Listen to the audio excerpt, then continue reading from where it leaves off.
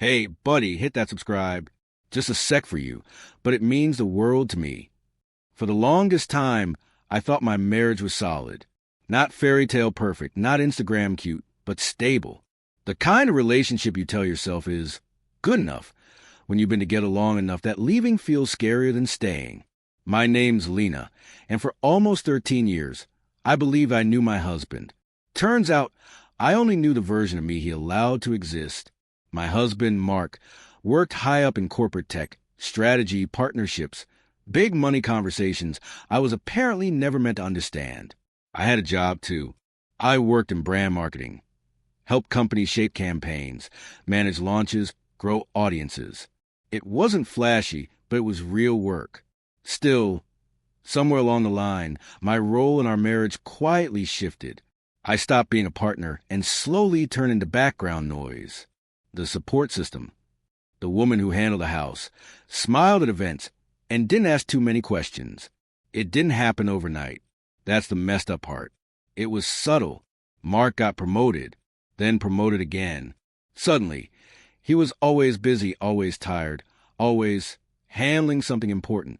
Our conversations shrank down to logistics, bills, dinners, schedules.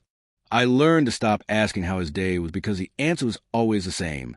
Work stress, deadlines, pressure, and somehow his stress mattered more than my entire existence. The loneliness crept in quietly. Nights where he stayed glued to his laptop, while I sat on the couch scrolling through shows I didn't even care about. Weekends where he needed to recharge alone. I told myself this was normal, that long marriages settle into routines, that passion fades and responsibility takes over, that this was just adulthood doing its thing. But deep down, I felt invisible. About a year and a half before everything blew up, something small but life-changing happened. One night, wide awake while Mark snored beside me, I saw an ad pop up on my phone. A free trial for a language app. Korean. I laughed quietly to myself.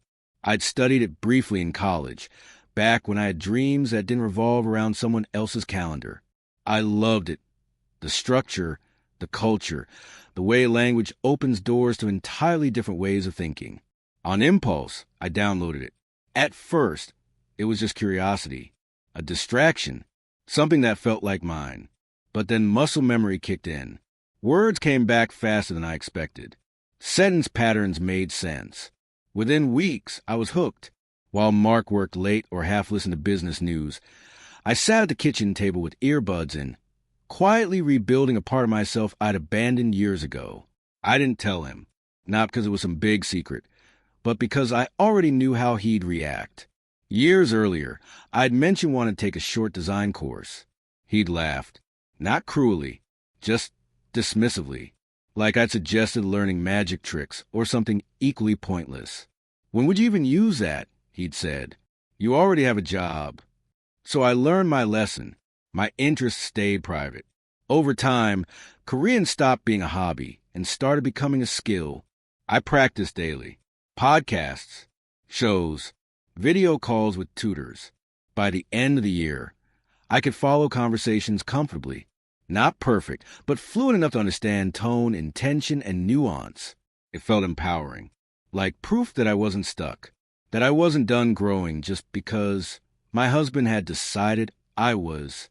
Then one evening in early fall, Mark came home early. And when I say early, I mean early, tie loosened, energy high, the kind of vibe that told me something big was going down. He walked into the kitchen, grinning like he'd already won. Good news, he said. Huge news.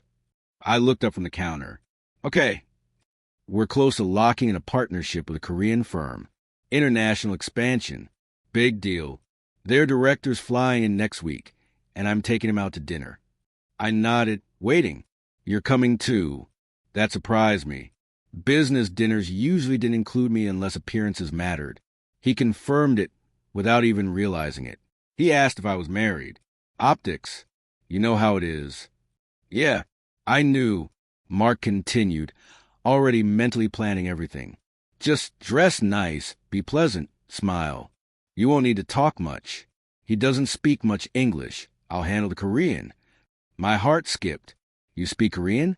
I asked carefully. Yeah, he said, proud. Picked it up over the years working with the Seoul office. Pretty fluent now. Honestly, it's one of the reasons I'm being considered for a bigger role. He didn't ask if I understood it. Didn't wonder if I might have something to add. Why would he? In his mind, I was just there to fill a seat.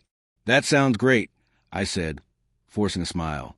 Inside, something shifted, because suddenly, I realized I was about to hear a conversation Mark believed was completely private. A conversation where he'd have no reason to filter himself. No reason to pretend. And for the first time in years, I felt something other than loneliness. I felt alert. That night, as Mark slept peacefully beside me, I stared at the ceiling and made a decision. I wouldn't say a word. I wouldn't reveal anything. I'd just listen. And whatever I heard, I'd deal with it then. I thought that dinner would just confirm what I already suspected, that my husband underestimated me. I had no idea it would expose secrets so dangerous. They'd end our marriage before dessert even hit the table. The days leading up to the dinner dragged like crazy. Every hour felt heavier than the last, like the universe was winding up for something messy. On the surface, everything looked normal. Mark was in a great mood, extra confident, extra charming, walking around the house like he already had that next promotion locked in. Meanwhile, I was calm on the outside and laser-focused on the inside. I spent that week sharpening my Korean like my life depended on it. Business phrases, polite speech, formal expressions executives use when they think they're untouchable. I wasn't trying to eavesdrop for fun anymore. I needed to understand everything. Tone, subtext, what was said and what wasn't, because something in my gut told me this dinner was going to matter more than Mark realized. Thursday night came fast. Mark told me exactly what to wear. Navy dress. Modest. Professional but not distracting, as he put it. I caught my reflection in the mirror before we left and almost laughed. I looked exactly how he wanted. Safe, polished, forgettable. The kind of woman men talk around. Not to.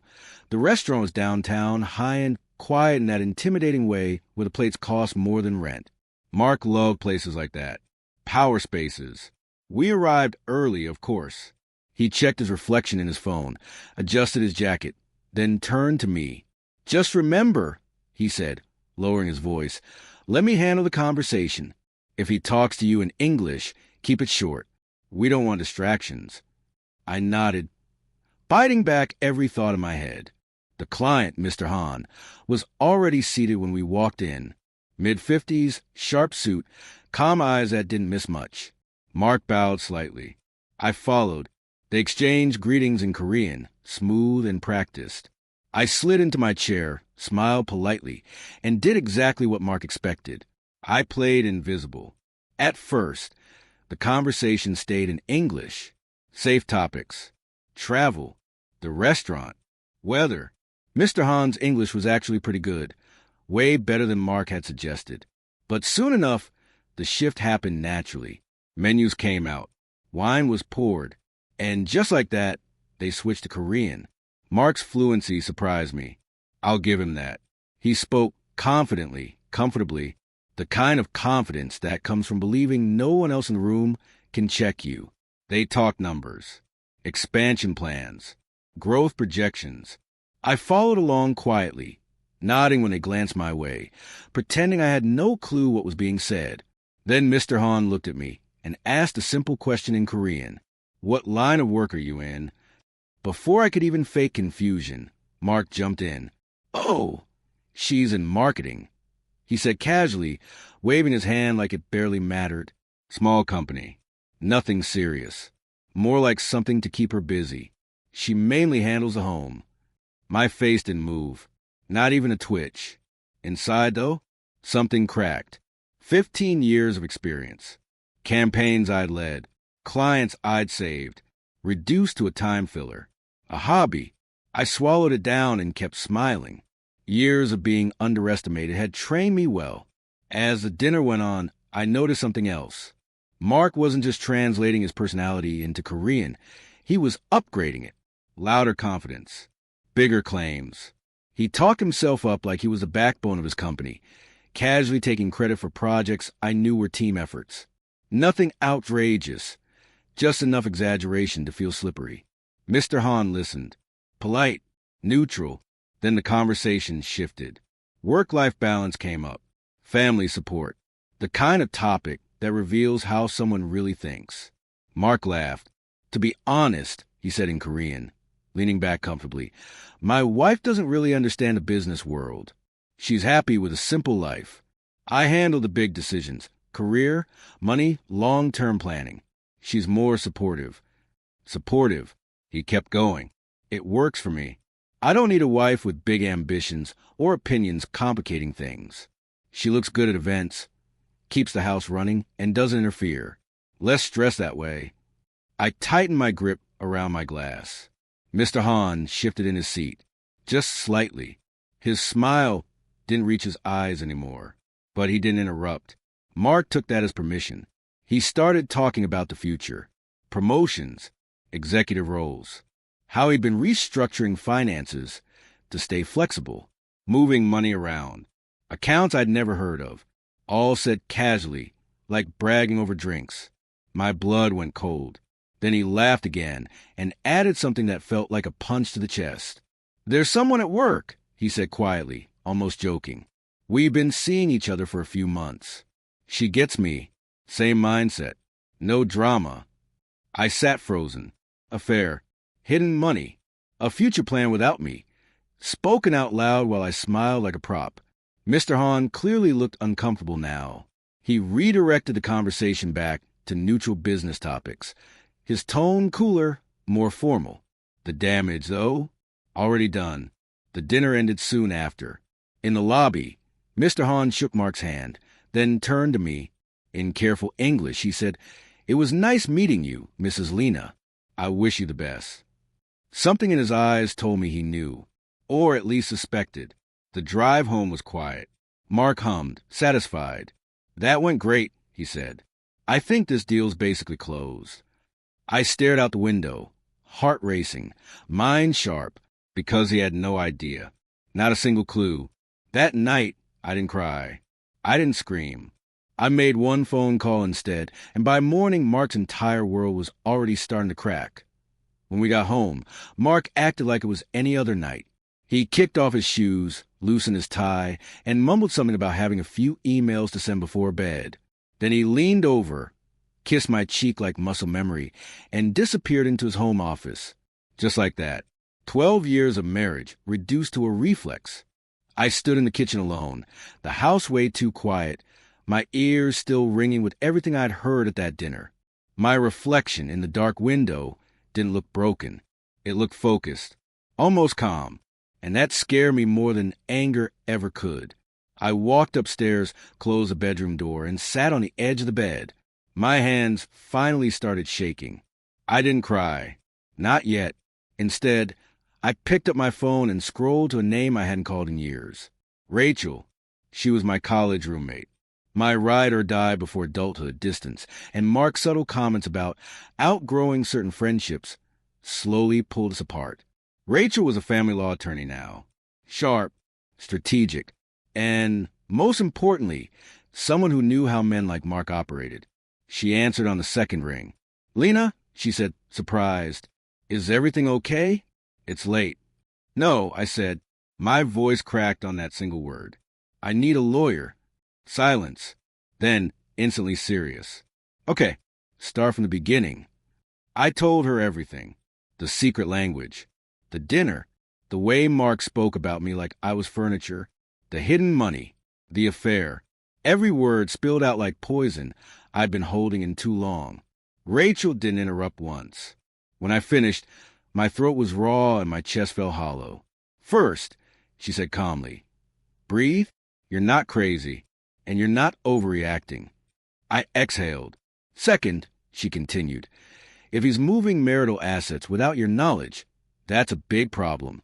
Legally, if he's doing it in anticipation of a split or to control you, that's financial misconduct. And yes, we can use that." "I don't have proof," I said quietly. "I didn't record anything." "That's okay. Conversations leave trails. Transfers leave trails. Men like this always get sloppy. Then she said the words that flipped a switch in my brain. Do not confront him. Not yet. I swallowed. I want to. I know you do. But right now, you don't want justice. You want revenge. And revenge is emotional. We need strategy. She laid it out clean and cold. Starting tomorrow, I was to gather everything. Bank statements, tax returns, investment accounts, emails, anything I could access, photos if I had to, copies, cloud storage, quiet, patient, no mistakes. He thinks you're invisible, she said. Use that. We hung up just after midnight. I sat there in the dark, listening to Mark type downstairs, completely unaware that the version of me he'd underestimated was already gone. The next morning, I called in sick. Mark barely looked up from his coffee. Feel better, he muttered, already scrolling through his phone. No concern. No follow-up. Just proof of how easy this would be. The second his car pulled out of the driveway, I moved. Mark's office was spotless. Color-coded folders, labeled drawers. Everything exactly where he liked it. Control freak, habits die hard. I started with the obvious stuff. Bank statements, joint accounts, retirement funds. Then I saw it. 2 accounts I'd never seen before. Both under his name only. Both showing regular transfers. My stomach dropped. I photographed everything. Page after page. Dates. Amounts. Transfers leading overseas. Tens of thousands of dollars quietly disappearing from what I thought was our savings. I uploaded everything to the secure drive Rachel had set up, and then I found emails. Printed. Careless. Investment discussions. Properties I didn't know existed. Everything in his name. My hands shook as I flipped through them, but I kept going, because I needed the full picture, no matter how ugly it was. That's when I found her. Messages between Mark and a woman from his company. Flirty. Explicit. Making plans. Talking about once everything with Lena is handled. Handled. That's what I was to him. A situation. An inconvenience. I sat on the floor of his office for a long time after that. Not crying. Not screaming. Just letting the reality settle in. This wasn't a mistake. This wasn't a midlife crisis. This was a man who had already moved on, financially, emotionally, strategically, without telling his wife. So I stood up, wiped my face, and kept documenting. Because if he was playing chess, I was about to flip the board. For 6 weeks, I played the perfect wife while secretly building a case so airtight it would destroy not just our marriage, but the career he'd sacrificed me for. For the next 6 weeks, I became an actress in my own marriage. And not the dramatic kind, the quiet, convincing kind. The kind that smiles at the right moments, asks the right questions, and never lets on that everything underneath is already on fire. Mark had no idea. I cooked dinners like nothing had changed, asked about his meetings, laughed at the right jokes. I even listened when he complained about work stress, about how people don't appreciate how much pressure he's under. Every time he spoke, I heard his voice from that dinner, calling me simple, decorative, replaceable. And every time, I filed away like evidence, because that's exactly what it was. Behind the scenes, I was meticulous. Every few days, when Mark was at work or traveling, I'd search his office again. New statements, new transfers, more proof. The money trail got uglier the deeper I went. Our joint savings had been slowly drained, piece by piece, funneled into accounts I couldn't touch. He hadn't done it all at once. He'd done it carefully, hoping I wouldn't notice. He was right about one thing. Omi wouldn't have. Rachel and I met twice a week.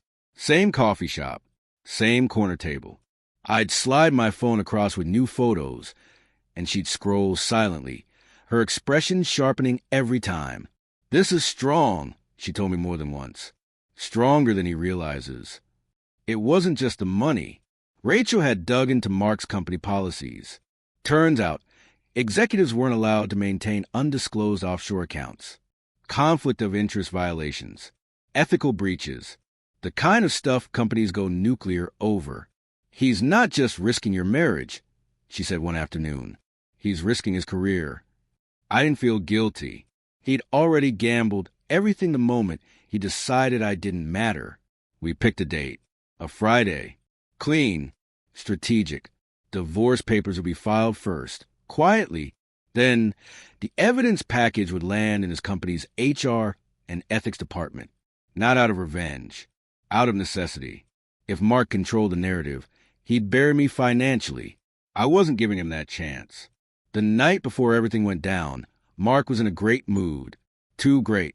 He talked about upcoming projects, about big changes on the horizon. I smiled and nodded, and thought about how ironic that sounded. Friday morning, I got dressed like I was going to work. Instead, I went to Rachel's office. My phone stayed off. I didn't want to see his reaction in real time. I didn't want my resolve shaken by panic, anger, or fake apologies. Rachel handled everything. At 9 a.m., the company received the evidence. At 9:30 a.m., Mark was served divorce papers at his office. At 10:15, Rachel got confirmation. Mark had been placed on immediate administrative leave pending investigation. I didn't feel victorious. I felt steady. That night, I stayed at Rachel's place. We ordered takeout, opened a bottle of wine, and for the first time in years, I breathed without feeling like I was shrinking myself. Mark called nonstop. Missed calls, voicemails, texts ranging from confused to furious to desperate. I didn't listen to any of them. Rachel did. She documented everything. Saturday morning, we went back to the house with a police escort, just in case. Mark was there. He looked wrecked, unshaven, clothes wrinkled, eyes bloodshot. The confident man from that dinner was gone. "Lena," he said the moment he saw me, "please, let me explain." I raised my hand. "Explain what?" His mouth opened, then closed. "That you've been cheating?" I continued calmly. "That you've been hiding money? That you told another man I was just for appearances?" His face drained of color. You don't understand," he stammered. "It's complicated." "I understand perfectly," I said. "I speak Korean. I heard everything, every word." He sank onto the couch like his legs gave out. "The company's investigating me," he said weakly. "I could lose everything." I looked at him, really looked at him. "That's not my problem anymore." He begged. Therapy, promises, ending the affair, all of it. The same lines men like him always reach for when control slips through their fingers. "You're not sorry you hurt me," I said quietly. "You're sorry you got caught." I packed for 2 hours. He didn't try to stop me again. When I walked out that door, I didn't feel broken. I felt free. What I didn't know then was that losing Mark was only the beginning, because the biggest twist in my life came from the one person who'd been quietly watching everything unfold from the start. Divorce isn't a single moment. It's a slow unraveling. Paperwork, waiting periods, negotiations that feel less like conversations and more like chess matches where one wrong move costs you everything. Mark fought at first. Of course he did, not because he loved me, but because he hated losing control. California law dragged things out. Mandatory waiting time, back and forth filings. For months, my life existed in folders, email threads, and conference rooms. Mark tried to play victim, claimed stress, poor judgment, misunderstandings. But facts don't care about excuses. The company investigation moved faster. The offshore accounts alone were enough to light a fire. Add in undisclosed properties, conflict of interest violations, and an affair with co-worker, it was over. Mark was terminated before the divorce was even halfway done. The man who once strutted around like he owned the world suddenly couldn't get his calls returned. I won't lie, watching that fall happen was surreal. But the real shock came 2 months into the process. I got a message on LinkedIn from Mr. Han. It was short, polite, professional. He said he'd heard about the situation, said he'd admired how I carried myself during that dinner, mentioned his company was opening a U.S. office and needed someone who understood both American marketing and Korean business culture. He asked if I'd be open to a conversation. I stared at the screen for a long time. Then I said yes. At the interview, I spoke Korean from the first sentence. No pretending. No shrinking. His face lit up. Real respect this time. We talked strategy, market positioning, cultural nuance. For the first time in years, I wasn't supportive. I was essential. At the end, he smiled and said something I'll never forget. I knew that night, he said, when you stayed quiet. Strength like that doesn't disappear. It waits. They offered me the role. Senior level. Triple my old salary. I accepted. By the time the divorce finalized, Mark had lost his job, his reputation, and half the assets he tried to hide. I walked away with my share of financial security and something even better, my future back. The language he thought excluded me ended up saving me. And that's when I realized something powerful. The woman he underestimated, she was the one who won. Years later, when I look back at that dinner, I don't see betrayal anymore. I see the moment my real life finally started. The divorce was finalized on a quiet Tuesday morning. No drama, no courtroom theatrics, just signatures, a judge's stamp, and one chapter of my life officially closing.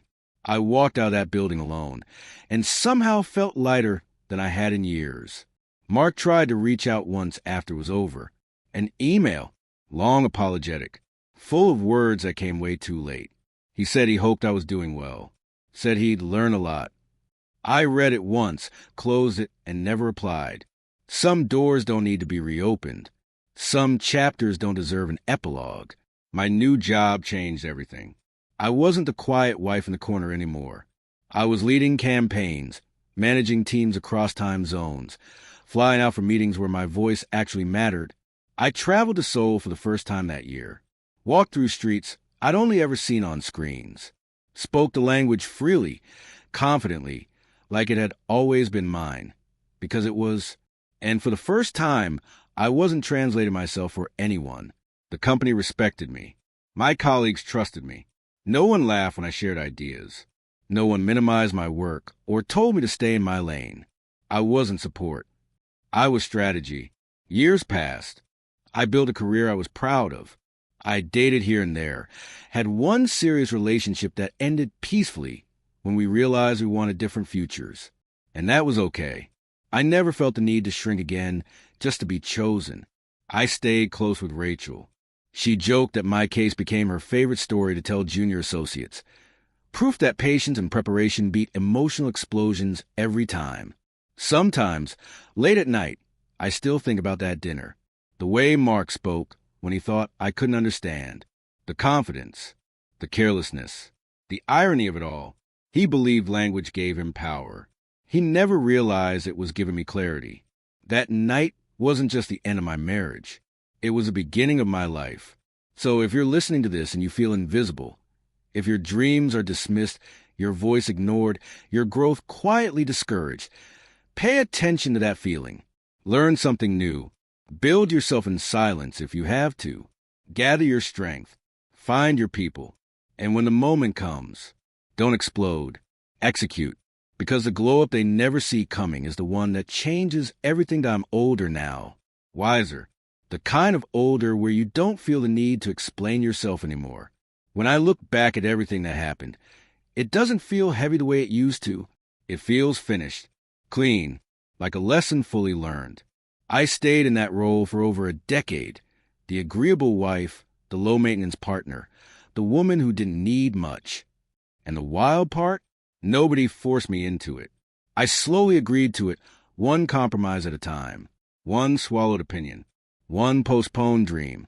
That's how it happens for a lot of us. Not through cruelty, but through convenience. After the divorce, I spent years rebuilding not just my career, but my sense of self. I learned how to enjoy my own company again. How to make decisions without checking if they'd inconvenience someone else. How to exist loudly in rooms where I once shrank myself. I never remarried. Not because I was afraid, but because I finally understood that partnership should expand your life, not reduce it.